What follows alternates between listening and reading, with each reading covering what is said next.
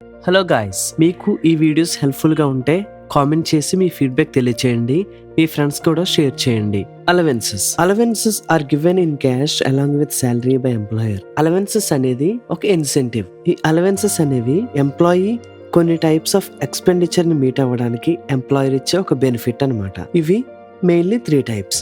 First, fully exempted allowances, fully taxable allowances, partially taxable allowances. ఒక్కొక్కటిగా చూద్దాం. First, fully exempted allowances.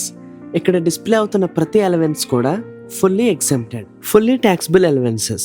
First one, dearness allowance. Employees కి వచ్చే income అనేది fixed గా ఉంటుంది, కానీ కొన్నిసార్లు ప్రైసెస్ పెరగడం వల్ల ఆ లాస్ ని భరించడం చాలా కష్టం అవుతుంది. ఎంప్లాయీకి ఇచ్చే బెనిఫిట్ నే అలవెన్సెస్ అని అంటాం. మనకు తెలుసు ఈ డిఏ అనేది అడిషనల్ సాలరీ అన్నమాట. ఇది ఫుల్లీ టాక్సిబుల్. కొన్నిసార్లు డిఏ ని ఈ విధంగా కూడా అంటారు. DA enters into pay for service benefits, DA enters into pay for retirement benefits, DA is given under the terms of employment for DRS pay. Next, DRS allowance ను కొన్ని calculations లో కూడా యూస్ చేస్తారు. అవి provident fund, value of rent free house rent allowance, gratuity, bonus, leave encashment, ఇలాంటి కొన్ని retirement benefit లో కూడా ఈ అలవెన్స్ ను క్యాలిక్యులేట్ చేయడానికి యూస్ చేస్తారు. డిఆర్ఎస్ అలవెన్స్ ను ఒక ప్రాబ్లం ద్వారా చూద్దాం. ఈ ప్రాబ్లం చూడండి, 4 పాయింట్స్ ఇచ్చాడు. ఫస్ట్, సాలరీ 25,000 పర్ మంత్, అంటే ఇయర్ కి ఎంత క్యాలిక్యులేట్ చేయాలి. DA 5,000 per month, 2,500 per month enters into pay for service benefits, total taxable. Advance salary for 2 months, advance salary కూడా టాక్సిబుల్. ఛార్జింగ్ సెక్షన్ లో డిస్కస్ చేసాం. Employer's contribution to RPF calculate చేద్దాం. Salary 25,000 per month అయితే year కి 3 lakhs. Okay. Next, DA. ఇందులో half service benefit అన్నాడు. Half అంటే ఎంత? 2,500 into 12, 30,000. Rest of DA 30,000. Next, advance salary కూడా టాక్సిబుల్. లాస్ట్ క్యాలిక్యులేట్ చేయాల్సింది employer's contribution to RPF. Employer 3,500 per month ఇస్తున్నాడు. సో దీనికి ఎగ్జంప్షన్ ఎంత? 12%. మనకు తెలుసు టోటల్ సాలరీలో 12% ఎగ్జంప్షన్ ఉంది. ఇక్కడ సాలరీ అంటే బేసిక్ ప్లస్ డిఏ. ఏదైతే రిటైర్మెంట్ బెనిఫిట్ లోకి ఎంటర్ అవుతుందో ఆ డిఏని మాత్రమే తీసుకోవాలి. సాలరీ 3 lakhs మనకు తెలుసు. సర్వీస్ బెనిఫిట్ లోకి ఎంటర్ అయ్యే డిఏ 30,000 ఉంది. So total 3,30,000. దీనిలో 12% 39,600. సో మనకు వచ్చిన యాక్చువల్ రిసీవ్డ్ 42,000 నుంచి 39,600 తీసేస్తే మిగిలింది 2,400. సో ఇది టాక్సిబుల్ ఆర్పిఎఫ్ అన్నమాట. సో టోటల్ ఎంత? Salary 3 lakh, DA service benefit లోకి ఎంటర్ అయింది 30,000, rest of DA 30,000, taxable RPF 2,400. Next, advance salary 55,000, total 4,17,400 అన్నమాట. ఇది taxable gross salary. City or capital compensatory allowance. Big cities లో కాస్ట్ ఆఫ్ లివింగ్ ఎక్కువగా ఉంటుంది కాబట్టి దానికి సస్టైన్ అవడం కోసం ఇచ్చే అలవెన్స్ అన్నమాట. Tiffin allowance. ఈ టిఫిన్ అలవెన్స్ కూడా taxable. Medical allowance, medical treatment expenditure ను మీట్ అవడం కోసం ఇచ్చేది medical allowance, fully taxable. Servant allowance, ఇది fully taxable. Non practising allowances అంటే ప్రొఫెషనల్స్ ఉంటారు కదా, ప్రొఫెషనల్స్ లైక్ డాక్టర్స్, లాయర్స్, ఇలాంటి వాళ్ళు వేరొక ప్రైవేట్ ప్రాక్టీస్ చేయకుండా కంపెనీ తరపున మాత్రమే వర్క్ చేయడానికి ఇచ్చేది non practising allowance. Next, warden allowance. Educational institutes లో ఎంప్లాయీస్ ఆ ఇన్స్టిట్యూట్ వర్క్ మాత్రమే కాకుండా ఆ ఇన్స్టిట్యూట్ వార్డెన్ గా కూడా చేస్తే దానికి ఇచ్చే బెనిఫిట్ ఈ వార్డెన్ అలవెన్స్ అనమాట. Deputation allowance. ఏదైనా ఒక ఎంప్లాయీ తాను చేసే వర్క్ అంటే డిఫరెంట్ వర్క్ కోసం అసైన్ చేస్తే దానికి ఇచ్చేది deputation allowance. Next, entertainment allowance. మనకు తెలుసు, ఇది ఆల్రెడీ డిస్కస్ చేసాం. Allowances to chairman or member of UPSC, ఇది కూడా fully taxable. Next, lunch, marriage, family, over time, ఈ అలవెన్సెస్ కూడా fully taxable. Partly taxable allowances. దీనిలో first one, house rent allowance. ఈ హౌస్ రెంట్ అలవెన్స్ అనేది ఎంప్లాయీకి cost of living ని దృష్టిలో పెట్టుకుని రెంటెడ్ హౌస్ కి ఇచ్చే బెనిఫిట్ అన్నమాట. ఇది క్యాష్ ఫామ్ లో ఉంటుంది. హౌస్ రెంట్ అలవెన్స్ కి కొన్ని ఎగ్జంప్షన్స్ ఉన్నాయి, అవి చూద్దాం. Minimum of the following is exempted from tax. ఈ కింది వాటిలో ఏదైతే తక్కువ ఉంటుందో అది exempted. First, actual HRA received. Second, an amount equals to 50% of salary. Bombay, Calcutta, Delhi and Madras ఇలాంటి సిటీస్ లో ఉంటే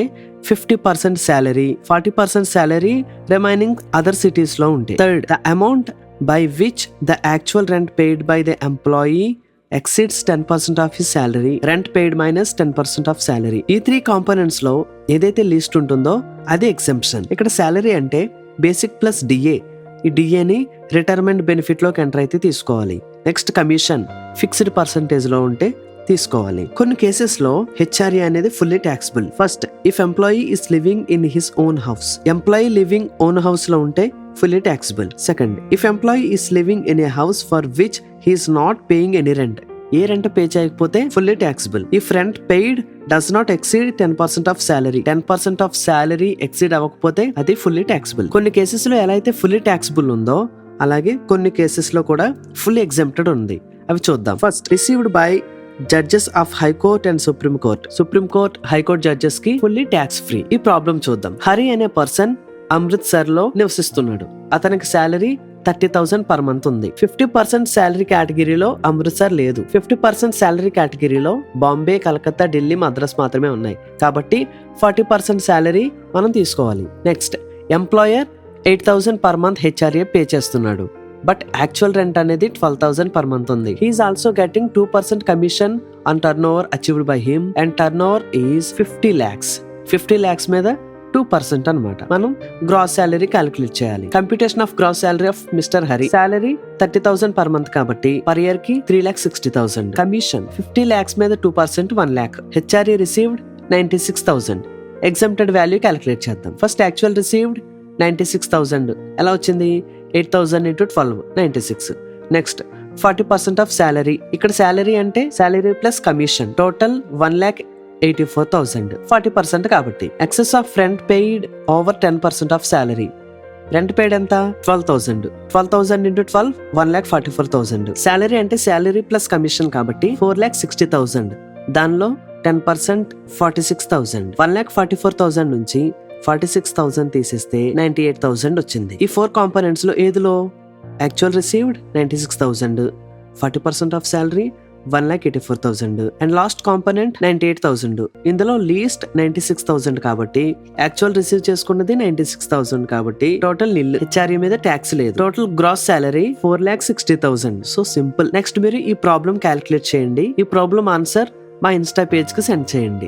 next, allowance, entertainment allowance to government employees. ఇది మనం స్టార్టింగ్ డిడక్షన్స్ లో చూసాం. ఒకసారి చూద్దాం. ఇది గవర్నమెంట్ ఎంప్లాయీస్ కి fully tax free, private people కి ఫుల్లీ ట్యాక్సిబుల్. కానీ వీళ్ళకి కొన్ని డిడక్షన్స్ ఉంది. ఈ 3 కాంపోనెంట్స్ లో ఏదైతే లీస్ట్ ఉంటుందో ఆ least of the following is exempted. First, statutory limit 5,000. Second, 1/5 of basic salary, actual amount received. ఈ 3 కాంపోనెంట్స్ లో ఏదైతే లీస్ట్ ఉంటుందో ఆ లీస్ట్ ట్యాక్సిబుల్. నెక్స్ట్, కొన్ని స్పెసిఫిక్ అలవెన్సెస్ ఉన్నాయి. అవి చూద్దాం. Official allowances. First, helper allowance. Second, uniform allowance. Third, academic research allowance. 4, convenience allowance. 5th, travelling or transfer allowance. 6th, daily allowance. ఇవన్నీ కూడా యాక్చువల్ గా ఎంతైతే ఇంకర్ చేస్తారో, ఎంతైతే ఖర్చు పెడతారో అదంతా ట్యాక్స్ లేదు. యాక్చువల్ గా పే చేసిన దాంట్లోంచి ఏదైతే మిగులుతుందో అది ఫుల్లీ ట్యాక్సిబుల్. పర్సనల్ అలవెన్సెస్, ఇది ఒక్కొక్కటిగా చూద్దాం. Snow area allowance. Snow area allowance అంటే స్నో ఏరియాస్ లో నివసించే వారికి కొంచెం ఎగ్జంప్షన్ ఉంది. ఈ ఎగ్జంప్షన్ అనేది 300 నుంచి 700 పర్ మంత్ వరకు exemption allowed. Second, remote or difficult area allowance. 200 per month నుంచి 1,300 పర్ మంత్ వరకు exemption. Compensatory field area allowance 2,600 per month exemption. Highly active field area allowance 4,200 వరకు exempted. Underground allowance to coal mine workers, వీళ్ళకి 800 per month వరకు exemption. Island duty allowance given to armed forces posted in Andaman and Nicobar and Lakshadweep group of islands, వీళ్ళకి 3,250 వరకు exempted. Next, transport allowance. ఇది గుర్తుపెట్టుకోండి.